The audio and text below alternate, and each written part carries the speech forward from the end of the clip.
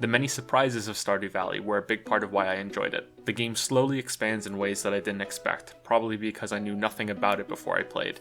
If you like progression games with a steady drip of unlocks, options, and something close to base building, then I'm certain that you will love this game. Don't watch the video, play the game instead, and then come back afterwards. For those undecided, here's the most important pieces of information that I can share. That it's not all about farming, it has a lot of gameplay for its price, and that it's a grinding game that knows it's a grinding game. Let's address that last one because it somewhat contradicts with some of the criticism I laid on Dragon's Dogma in my last video. I rarely enjoy progression systems because they're normally used as padding. They'll be put in other games that have a main type of gameplay, combat, shooting, whatever the main draw is, in order to artificially inflate the amount of stuff there is to do. I don't know if this is because so many games draw inspiration from the addiction loop found in World of Warcraft, or if it's a trickling down from so many AAA titles that employ these types of time sinks. They're usually in the form of collectibles, arbitrary achievements, lists to complete, and checkboxes to fill. These aren't always bad. I know a lot of people like them, and they're not wrong to do so. It provides a decent chunk of value for money, and not every game needs to be wrenchingly engaging. There's something very appealing about being able to relax and do something close to mindless, close to repetitive. As with all things, however, it depends on how well it's executed. Stardew Valley has built itself around this type of progression. The achievements and checkboxes aren't tertiary tasks, they're the whole game. And because they've been made into the whole game, they've received enough attention to flesh them out and intermingle. The game isn't a bunch of tasks and lines that go in different directions, it's a knot of them that interlink. To understand this, look at those progression paths. You of course have farming, but also fishing and mining, then there's exploration and foraging, there's combat in the mines, and interacting with the nearby townspeople. There are a few more arguably smaller things that I'm omitting for now to avoid spoilers. I'll get into them in the second half of the video. You unlock options for farming while progressing through mining, fishing, and combat. Befriending people in town leads to gifts that also help you, cooking recipes especially. It's the crafting that really brings it all together, since materials acquired from one path will often be needed to help advance through another, so all the resources you're collecting never feel purely segregated into their own isolated minigames. The time limit of each day helps a lot in nudging the player into realizing how each section of gameplay works together. It's also important to realize that this is a game that doesn't benefit much from highly efficient play, the min-max syndrome that many players, myself included, suffer from after years of playing games. Stardew Valley starts off with your character getting sick of their city life and a soulless job. They recall a letter given to them by their deceased grandfather, and his advice to only open it when they've reached that tiresome moment. It's the deed to a farm. The game is about escaping the drudgery of routine that the main character has found themselves in. I doubt this is intentional, but I've come to consider this to also mean taking a break from the high-tension, min-max games that I usually play, because Stardew Valley is at its best when you approach it like that, a relaxing game that you play at your own pace. There are 4 seasons, each only lasts 1 month, each month only lasts 28 days, and each day has 15 real-life, out-of-game minutes for you to accomplish everything you want to do in that day. There's also an energy bar that limits how much you can exert yourself, which you're able to replenish by eating food. If you take these limitations as a challenge to squeeze every bit of progress that you possibly can out of every second, then I don't think you're going to have an enjoyable time with this game. As a challenging second playthrough, sure, I can see how it could be fun and it might even be something I try myself someday, but upon first learning and playing the game, these systems provide you both with a daily morning schedule and incentive to do different things. Since energy usage will be the bottleneck in the early game, and exploring and foraging in the areas around your farm has no energy cost, only time, something you have in excess at this stage. This makes the game into a cycle of days, which I found incredibly easy to slip into playing for hours. There's also the especially devious trick the game pulls by only saving at the end of each day, which is fair since they're so short, but the morning is usually when many events happen, visitors, letters, checking your crops, and television for updates. I found myself checking on things in the morning after deciding to stop playing and ended up roped into completing another day without realizing it. And those days go on and on. This game has a lot of content for its $15 price tag. It's not just the repetitive cycle of farming, fishing, mining, etc. As I said earlier, I don't want to spoil any surprises in the review section of this video. I'll only say that the game kept getting larger after I was sure it wouldn't anymore, and the amount of events with the townspeople and extra tasks impressed me again and again. Depending on your playstyle and how much of a completionist you want to be, I'd estimate you'd get anywhere from 50 to 100 hours out of the game, even more than that if you like to experiment with different layouts and industry types for your farm. However, the game isn't perfect. I want to talk about some of its flaws and also briefly go into detail on some of those spoilers. Consider the video to be cut in half at this point. If what I've said so far has intrigued you, stop watching and give it a try. You can come back and watch this part after you formed your own opinions on it. Stardew Valley was developed by Concerned Ape, who is just one guy. It's a one-man project by Eric Barone. Some reviewers and critics tend to go easy on indie games, and I try to avoid doing that. It all comes down to price for me. Indie games don't cost indie dollars. I am far more willing to accept less than AAA polish, although that might be an oxymoron more often than not these days when it's attached to less than AAA prices. They need to be held to a relative standard. Same goes for solo projects. Is it impressive that Eric Barone made this game by himself? Absolutely, but that doesn't mean you should ignore problems that may have arose because of that. The best comparison I can make is with the town builder Banished, which was also, mostly, a solo project. That game suffered heavily from a lack of content in its endgame. In fact, once you learned how it all worked, there was hardly anything else to do. Thankfully, Stardew Valley doesn't suffer from this problem. It has tons of secrets and extras that didn't have to be in the game, but were lovingly included anyway. It's that lack of polish that's the biggest issue, and that some features didn't get a crucial final pass of refinement. There aren't many bugs early on, but the controls can be awkward, with the gamepad especially. There always seemed to be this conflict between using tools and weapons with the game not sure if it wanted my cursor pointed in a direction or my character. Turning on an indicator for what tile I was aiming at helped, but it didn't solve the issue. You collect so many different types of resources and items and have to use a long line of boxes to store them all. I've said this in a few videos now and I'll probably keep saying it. Inventory management is something that a lot of developers include without really wondering why. There are only two reasons to ever limit what the player can carry: an attempt at realism, or to limit resources for difficulty or some sort of challenge. That difficulty being restoration items for combat or distress decisions on what loot or weapons to carry in a dungeon run. Stardew Valley has neither of these things. You do carry around healing items, but you can stack food to effectively infinite levels, so it's irrelevant. I don't mind so much how you run out of room when going into the mines, and if the game had limited your inventory in only these sections for each run through them, it could have also kept the unlockable backpack upgrades for more progression. But the way it works now results in over a dozen boxes filled with crap, which always leads to inventory dyslexia, where you forget where you put things or can't see a stack of something hidden with the rest. A quick solution for some of this would have been a separate resource tracker for raw materials, wood, stone, coal, etc. They could be considered always available to you and stored in your farm instead, like resources in an RTS game. That alone might be enough. For the other issues, I'd like to list them out as follows: farm animals, fishing in the museum collection, interacting with the townspeople, marriage, and a lack of an ending. Farm animals relate to the tedium I just mentioned with inventory management. A lot of the work you have to do on your farm in the morning could be automated, like sprinklers for crops. Maybe this is because I just played Factorio, but I wish this would have also been extended to some of the furnaces and other refinement machines. It's not a big problem, but inserting objects into these things crosses the line from mindless busy work to boring for me. Tending to your animals doesn't just cross that same line, it bounds over it and runs into the sunset. The issue is compounded by how much work is needed to set them all up and how little reward you get for it. Money isn't the easiest thing to come by in the early game, so building a barn or a coop and then purchasing the animals, or the means and the time required to breed them, is a big investment, and each building can double the base amount of work you have to do at the beginning of each day. You need to feed all the cows and chickens, then you have to pick up all the eggs and milk each individual cow. You also need to pet them all to increase their happiness, which can also be done by setting up a large outdoor field and then letting them go outside and eat fresh grass instead of hay. Feeding can be automated with such a field. If you upgrade your buildings to level 3, the highest level, then hay dispensers also automate feeding. But collecting eggs or milking cows or shearing sheep is something you always have to do, every morning, if you want the products to sell. This might be okay for some people, it's part of having a farm, right?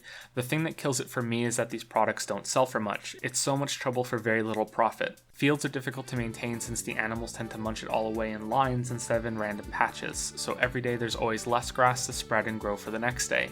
Keeping an outside field to produce more hay takes a lot of space. Then on top of that, the animals are buggy. They're meant to be happier when let outside, but this always, without fail, made my cows produce significantly less milk and my chickens lay less eggs. It's like something goes wrong when they go outside. The problem could also be with me in that it made sense for every type of animal to have their own barn, one home for pigs, another for rabbits, one coop for ducks, and so on and so forth. This meant a lot of animals to care for and a lot of space taken up. You also need to go through so many building cycles with the local carpenter, since you need to build the first level of the building and then upgrade it twice for 2 or 3 days of waiting each time before it's fully set up. I would have vastly preferred the ability to build a level 3 barn from scratch for extra cost instead of all of this waiting. In the end, the pigs were the only animals that were worth it. Truffles sell for a lot and they need to be let outside to produce them, so the issue the other animals have is avoided. The ability to hire a farmhand from town could have solved this, someone to collect all the things for you at a reduced profit rate. I feel like this might have been intended in some way with the Kent character who shows up in the second year and is constantly asking about your farm and laments that he has nothing to do. For fishing in the museum, they're somewhat related problems. Some reviewers have criticized the fishing minigame, and I'm not sure that I agree. I think it's fairly fun and simple. There's a small amount of mastery involved in the system that makes you have to pay at least a little attention. I think the issue most have with it are when the fish abruptly shift on the meter. The harder fish will snap all over the place and it feels unfair. This could definitely have been done better, but it's not enough to ruin the minigame for me. The reason it's on this list then is that it's underdeveloped compared to the other major paths the game has. There's a collection and a menu to complete, but nowhere to display your best catches or an exhibit like the artifacts in the museum. It ultimately feels like filler that's in the game, so there's always something for you to do if you run out of time to go to the mines or something, but still have some energy left in the day. Just go to a lake and just throw some casts out to get some fish to sell. The final goal is to catch the 5 legendary fish, but there's nothing to do with them. You get one of the better rewards the game has to offer for catching them all, a star drop that permanently increases your energy meter, but I think something else could have been better. Maybe a small lake to the left of your farm, or something in the forest where you can set up your own fishing hatchery with collected eggs or something. As you level up the lake by doing this, you increase the quality drops you get by leaving crab pots in it. The museum has the opposite problem. You're tasked with digging up relics and minerals and bringing them to make a display for the curator, and this part of the game is so bad that I suspect it's broken. Eventually you'll be after the final dozen or so of the most elusive artifacts. They come from randomly spawning tiles of soil that are marked with 3 worms. The wiki for the game says that the drop chance for some of these items is below 1%, and I believe it. I gave up on trying to find them all after going to every area for whole seasons and not finding a single new artifact. What makes it worse is that old ones still drop, and they're useless. It's more clutter and waste. The solution here would be to slightly increase the drop rate and to make it so you can't get the same artifact again until you've gotten them all, or ever really. The biggest problem the game has is arguably the townspeople. The way they're presented to you is downright overwhelming. A quest is thrown at you to introduce yourself to everybody, and they all have their own schedules and routines, so good luck keeping track of who you have and haven't met when you aren't familiar enough to tell them apart yet.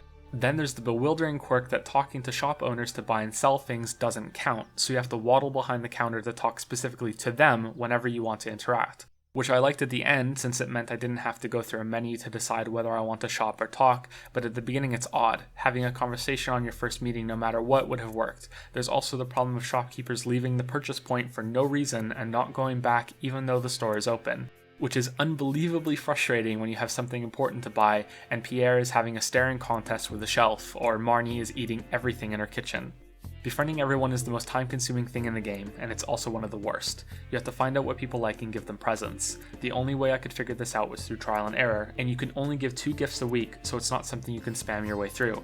After you've established yourself and can afford all these presents, your character becomes this relentless bi-weekly Santa Claus, storming into town, gifts already raised Zelda style above their heads, ready to be thrown into the arms of whichever villager you see first. You have to do this many, many times in order to even start being friends with some people. Notice board tasks help a little, as do gifting things on people's birthdays, but the process still takes far too long. The core gripe I have with it is that it shouldn't exist at all, or at least it shouldn't be the primary way you befriend someone. There are events that trigger when you reach a level of friendship with people, and I was often surprised by how much work went into all of these interactions and into making each person in Stardew Valley have their own unique personality. If I had to guess, I would say that this must have been one of the most time-consuming parts of making this game. There's so much work with their schedules, dialogue, and having it continue to make sense throughout all the holiday events that happen each season.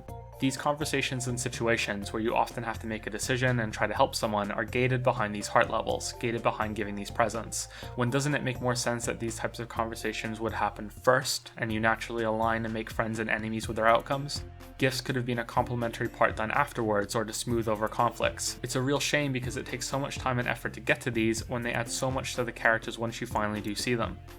This directly relates to marriage, so let's move right to that. The game gives you too many options. I like the choice. I think there's 10 in total. You can enter into a relationship with any of them regardless of your gender, as far as I understand it anyway. I chose Penny on my playthrough, and you go through the same friendship routine with presents and hearts. I had to give her so many emeralds that I think I had an easier time getting married in real life. Because these interactions are the same regardless of whether you're going for friendship or spouse, it makes befriending some of the other girls a little awkward after you do get married. The wedding ceremony is fairly simple, but that's okay. You don't really go on any dates or anything. Then, when your new spouse moves in with you, they get their own addition in your house that matches their personality. This is good. Unfortunately, then they all become the same Stepford wife, or Stepford husband, I guess. They lose their personalities and some of their schedules. Nothing replaces this either. There are no unique marriage events that I witnessed. You can choose to have children, and the way it's brought up is with a black screen. Then when your wife or you give birth, it's announced with the same screen and text that you get when one of your cows gives birth in the night. It's not fair to expect something elaborate, but it's so strange that this was chosen to be a feature when it doesn't go anywhere or do anything, and that's why I said there are too many options. For every new choice of partner, the amount of work required to make marriage interesting grows, and it only affects a slim portion of every player. It's hard to justify or expect the developer to put that work in. I would have honestly preferred just 2 choices if it meant there was a path that had worthwhile events and options and the like. This part of the game is also buggy. Stepford Wife becomes accurate when Penny starts acting like a glitching robot, calling me an arrow symbol instead of my name, or no name at all, or saying it's hot outside when it's the middle of winter, or accusing me of not doing any work outside because there were no crops for her to water, which you might think is a bug because I had sprinklers set up, but no, there's a separate response for that when she praises you for having the farm running smoothly. You both leave the baby at home unattended all day, a baby that can crawl through the walls and generally act like a wide-eyed poltergeist. It's weird. It's the only part of the game that feels unfinished, and combined with the rest of the townspeople, it's the game's biggest flaw. Finally, let's talk about the endgame. There's no credits that roll after you're done, although it would be hilarious to see the same name over and over again. Instead, Stardew Valley is a game that you stop playing when you've decided you've had enough. The closest thing that the game has to a final sequence is at the beginning of your 3rd year when your grandpa's ghost comes back to judge your progress. If you max out his appraisal, you receive a special statue. This is a very useful item for acquiring endgame ore, but, well, if you craft the placeable stairs, you can get very low very quickly in the bottomless dungeon and find more ore than you'll ever need anyway. It's still a decent reward though. I don't mind the lack of a set ending, I think the game suits it, but I do wish there was more to do when you get established. Once you get experience with a certain industry, whether you find a way to stomach keeping all the farm animals, or get an ancient fruit brewery going, you're swimming in gold and have no real reason to do much else. I set up what I consider to be a fairly good looking farm and then didn't have much else to do, and that's when I stopped playing. The community center is another thing that could be considered an ending, as is capping out all your skills in fishing, foraging, combat, etc. It's another way all of the game's core features are intermingled into a greater package. But I'd also like a more advanced, more difficult version of the community center, large projects that require a lot of resources for a fun, perhaps game-breaking reward so things get nuts at the end, that also need specific farm types to complete, like hundreds of cloth and hay to make a supreme scarecrow that has full coverage of your farm, a giant sprinkler that does the same thing, or a time machine that you can set to freeze time while you're on the farm screen, your own bathhouse to recover energy, an all-season fruit tree, rapid grow grass fields, fun things like that which can't really break the game too badly because you're already finished with it. Maybe they couldn't be built until passing Grandpa's test. What it comes down to is that I had so much fun playing this game that I wanted more to do, and I just want to be clear on that. I spent more time in this video going over some flaws in the game because I like to explain myself and show examples. That doesn't mean the game has more bad than good, far from it. My favorite moments were those unexpected unlocks and discoveries I mentioned at the start of the video, from minor ones like the playable games at the arcade to major when I found the secret note in the bus tunnel and opening way to the desert area in the casino. I had no idea the game had so much more than just farming, fishing, and mining, all with their own list of things to do and rewards. The community center was fantastic, and I can imagine another version of this game that didn't have it, and that game would still be pretty good, yet it still exists, with its updated sprite work when you complete an area, just like how the valley is also altered season to season. These discoveries always felt significant, the greenhouse especially. I also really liked the books you could dig up, which were a mix of tutorial elements and discovery, like you were unearthing secrets instead of just getting pop-up notifications to give you hints on what to do. The improvements I'd like to see happen are significant. Aside from bug fixes, they're not necessary to make Stardew Valley a great game. It's already that. I hope that they come in an expansion that has the same amount of care and attention that the game has already received so far. Thank you for watching. My next video should be out next week. It's on The Witness and will be less structured than my previous stuff. It's more thoughts on the game than anything else. I'm trying something a little new and it might fail horribly, so wish me luck. Please like and subscribe if you want to see more videos like this. Patreon is here if you want to support me, and more videos should be on the screen in a little bit if you want to keep watching. See you next time.